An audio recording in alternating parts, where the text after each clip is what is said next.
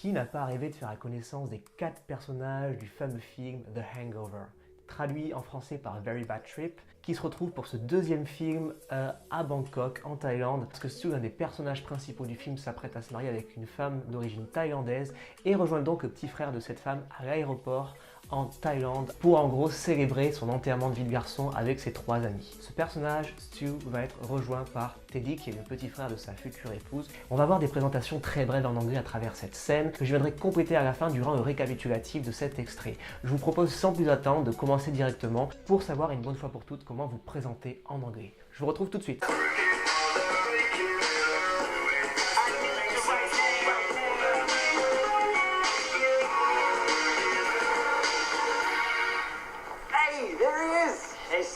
Ok, donc on a ces deux personnages qui se connaissent déjà apparemment, puisque comme vous pouvez voir, Stu va employer cette interjection qui est très utilisée en anglais, qui va être « Hey, there he is !» Donc « Et le voici, c'est lui !» C'est comme une sorte d'interjection pour interpeller quelqu'un, pour accoster quelqu'un, pour aborder quelqu'un. Donc vous allez pouvoir utiliser de manière informelle parfois, donc quand vous connaissez déjà une personne. Ok, Teddy, what's up, how are you?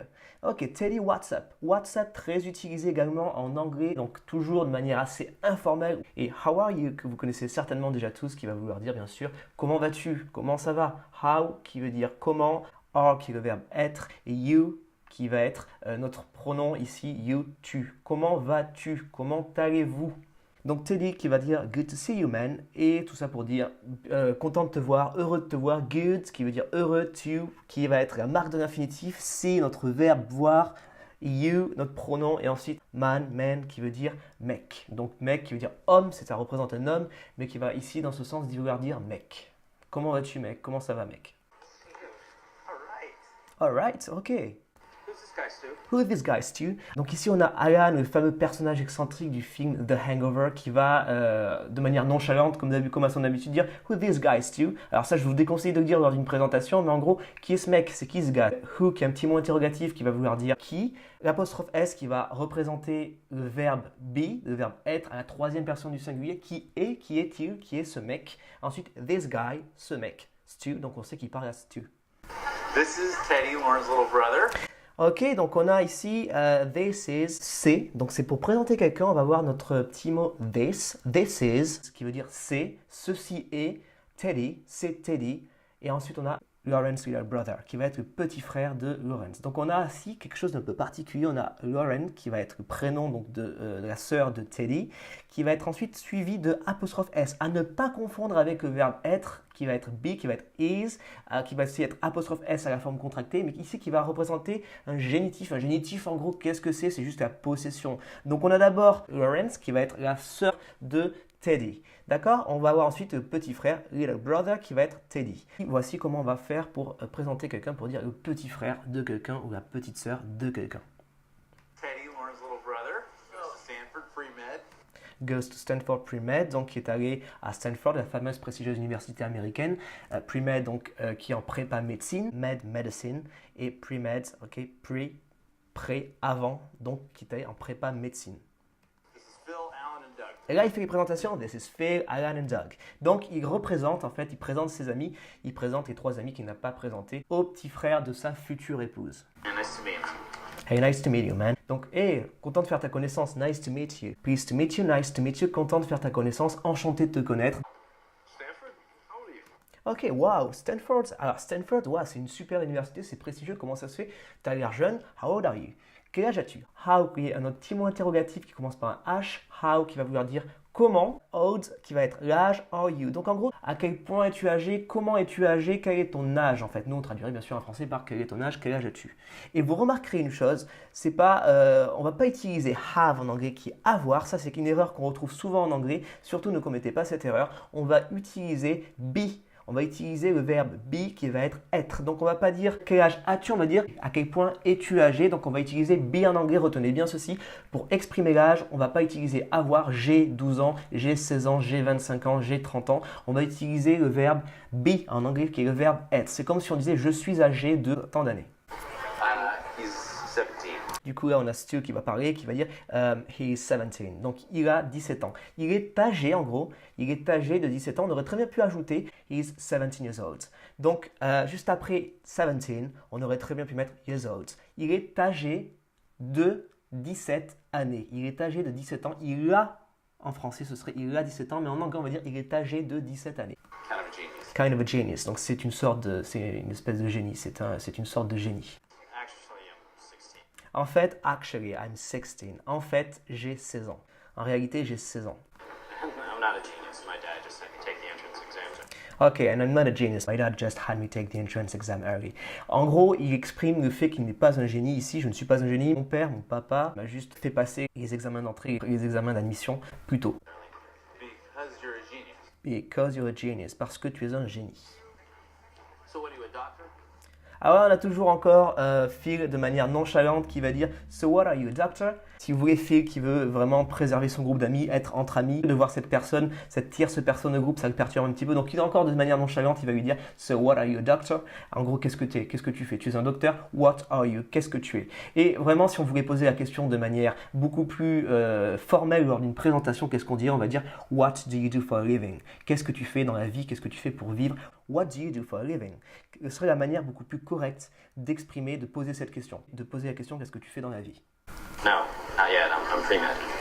I'm in pre-med. Je suis en prépa médecine. Pour commencer avec cette petite scène, déjà on a plusieurs informations qu'on a pu récolter. Ce que je vous propose c'est d'en rester là pour le moment et de s'enchaîner sur le récapitulatif avec bien sûr de nouvelles informations plus complètes que je vais vous apporter lors du récapitulatif pour compléter les présentations, nos présentations en anglais. Je vous retrouve tout de suite face caméra. Et on se retrouve à présent pour le récapitulatif de ce court extrait avec nos présentations en anglais. On va reprendre très rapidement l'extrait de ce court dialogue en commençant par notre interjection Hey. Donc hey, en fait, si vous avez bien retenu, ça va être pour interpeller la personne que Stu connaît déjà, qui est Teddy, qui est le petit frère de sa future épouse. Donc hey, on aurait très bien pu le remplacer ici par hi, hello, good morning le matin. Donc good morning, retenez bien, bon matin. N'oubliez pas qu'en anglais, on va faire la différence entre bonjour le matin, bonjour l'après-midi et bonjour le soir. Donc good morning qui va être bonjour le matin, good afternoon qui va être bonjour l'après-midi et good evening qui va être bonjour le soir. Donc ce hey, en fait, on aurait très bien pu le retranscrire de cette manière. Hi, hello, good morning, good afternoon, good evening. Donc vous avez différentes manières de dire bonjour ici. Ensuite, ce qui va se passer, c'est comme ils se connaissent déjà, il va y avoir encore cette manière informelle de dire what's up, hey, what's up mate. Donc comment ça va, quoi de neuf, depuis la dernière fois? Vous connaissez tous Bugs Bunny, la phrase préférée de Bugs Bunny qui va être what's up doc, quoi de neuf docteur qui va être what's up doc en anglais. Ensuite on aurait très bien pu remplacer ce what's up par how are you. Comment ça va? Comment allez-vous? How are you? Comment allez-vous? Comment êtes-vous aujourd'hui? D'accord? Donc littéralement on devrait le traduire par comment, how are, êtes-you, vous. Comment êtes-vous? Ici on va le traduire par comment allez-vous, parce que sachez bien que les langues sont différentes, donc on va vraiment faire la distinction entre l'anglais avec be et le français avec aller, d'accord? I'm good. Je vais bien. Alors ici en or, j'ai ajouté une réponse qui aurait pu être possible durant cet extrait, mais qui n'a pas été dite forcément puisque c'est un extrait assez informel, donc les personnages se connaissaient déjà, enfin en tout cas entre Ted et Stu se connaissaient déjà. Donc on a cette manière un peu plus formelle de répondre qui aurait pu être I'm good, I'm fine, I'm okay, I'm great. Je vais bien, I'm good, thank you. I'm very good, thank you. Je vais très bien. I'm good, I'm very good, très bien. I'm fine, je vais bien, même chose que good. Et là, on rentre un peu plus déjà dans voilà, une manière un peu plus détendue de dire I'm okay, ça va, I'm great, je vais super bien, ça va super, tout va super. Ensuite, on a une autre phrase de cet extrait en rouge qui est good to see you. En gros, ça me fait plaisir de te voir, good to see you. Les Anglais, si vous voulez, sont assez concis dans la manière de s'exprimer, c'est ça qui est très pratique, c'est vraiment good to see you. Content de te voir. En gros, content de te voir, c'est bon de te voir. On pourrait très bien le traduire comme ça. Et je vous ai ajouté une autre manière de dire qui est exactement la même chose, qui va être nice to see you. J'aurais pu rajouter très bien devant it is nice to see you, it is good to see you.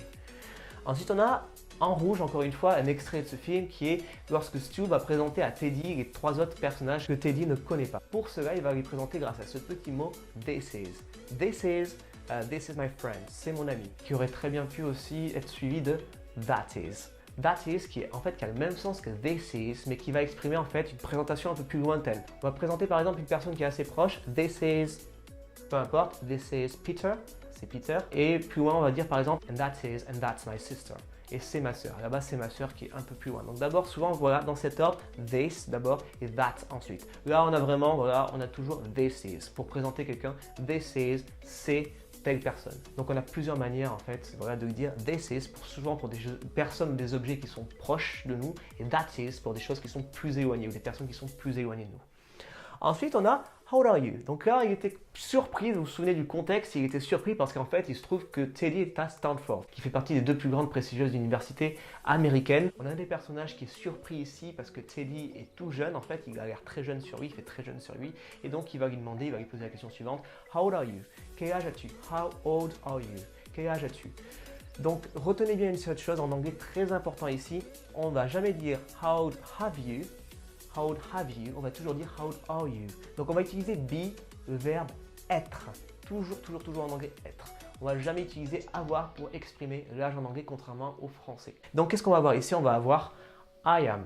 I'm, j'ai contracté ici I'm 16. Et on aurait très bien pu ajouter I'm 16 years old. Parce que je vous avais dit dans la présentation de la vidéo, I'm 16, je suis 16 année âgée, d'accord? Je suis âgé de 16 ans. On va dire ça en anglais, on va dire je suis âgé de 16 ans. Alors qu'en français, on va dire j'ai 16 ans. Donc retenez bien ceci, en anglais, ça va toujours être be, qui va être le verbe être, et en français, ce sera toujours avoir. Donc faites bien la distinction, ne vous confondez pas, il y a vraiment beaucoup d'erreurs. C'est une erreur qui arrive très souvent, c'est une erreur qui est commise très souvent. C'est I have 16 years old. Non, ça va être toujours I am 16 years old. Ensuite, ici, très brièvement, je vous ai ajouté un tout petit dialogue, quelques éléments supplémentaires pour venir compléter ce dialogue de présentation. Une des premières choses qu'on apprend, what's your name? Quel est? What is? Donc la contraction de is. What's your name? What is your name? Quel est ton nom? Donc là, on s'intéresse souvent au prénom. My name is Pierre. Donc mon nom, je m'appelle, mon nom est Pierre, littéralement, je m'appelle Pierre. On aurait très bien pu aussi ajouter